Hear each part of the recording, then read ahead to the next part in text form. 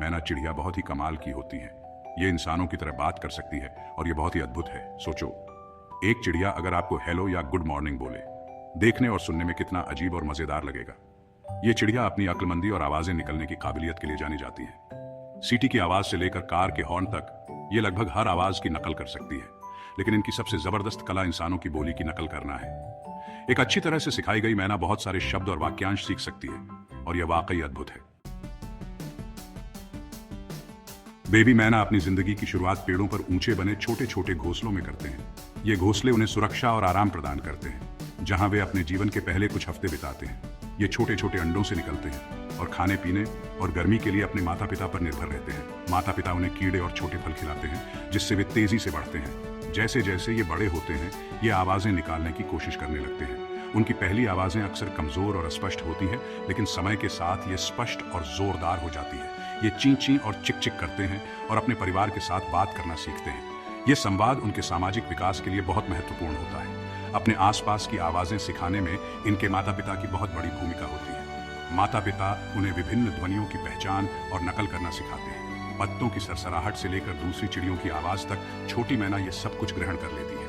ये प्राकृतिक ध्वनियां उनके सुनने की क्षमता को बढ़ाती है। कई तरह की आवाजें सुनने का ये शुरुआती अनुभव कुशल नकल करने वाला बनने के लिए बहुत जरूरी होता है। ये अनुभव उन्हें भविष्य में जटिल ध्वनियों की नकल करने में मदद करता है, जिससे वे अपने समुदाय में बेहतर संवाद कर पाते हैं।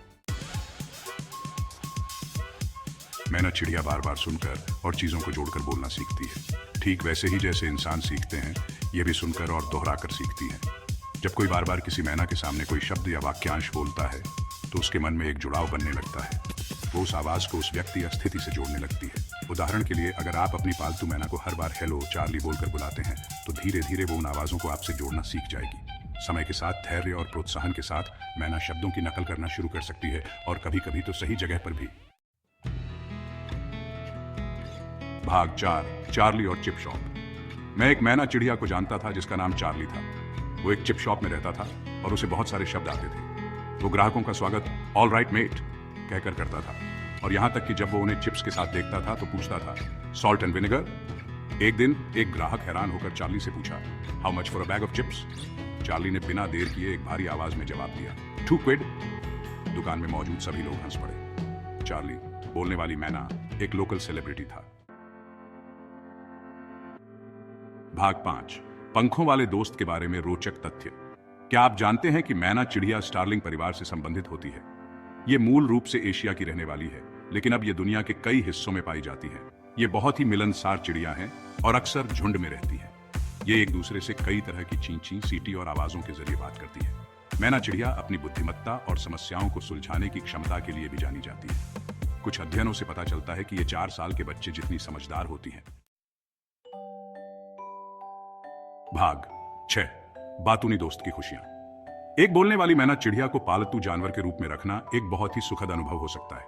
यह चिड़िया न केवल अपने रंग बिरंगे पंखों से, बल्कि अपनी बोलने की क्षमता से भी दिल जीत लेती है। यह अपनी मजाकिया बातों और अनोखी नकल से खुशी और हंसी लाती है।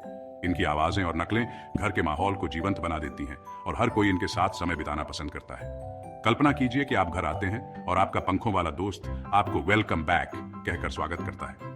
यह एक ऐसा अनुभव है जो दिन भर की थकान को मिटा देता है और चेहरे पर मुस्कान ले आता है। ऐसा लगता है जैसे आपके घर में एक छोटा सा कॉमेडियन रहता हो। ये चिड़िया अपने छोटे छोटे करतबों और खेलों से सभी का मनोरंजन करती है। हालांकि मैना को पालना एक बड़ी जिम्मेदारी है। इन्हें नियमित रूप से साफ सफाई और देखभाल की जरूरत होती है।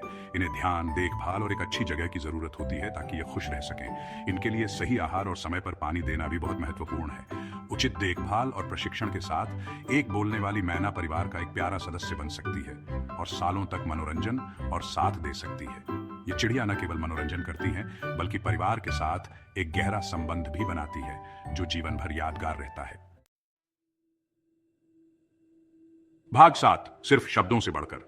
हालांकि इनकी बोलने की क्षमता बहुत ही उल्लेखनीय है, लेकिन मैना चिड़िया सिर्फ नकल करने वालों से कहीं बढ़कर हैं। ये बुद्धिमान, मिलनसार प्राणी हैं जिनका जीवन बहुत ही जटिल होता है।